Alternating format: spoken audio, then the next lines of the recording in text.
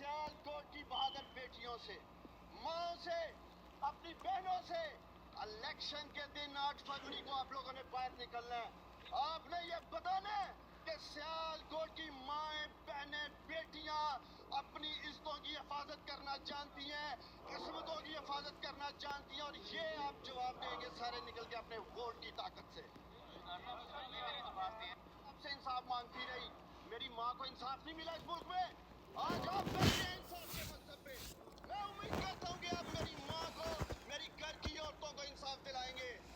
आखिर में सियालकोट के मीडिया की वसातत से मैं ख्वाजा सबको एक पैगाम देना चाहता हूँ, और मेरा ये पैगाम ख्वाजा आसिफ तक आपने पहुँचाना है।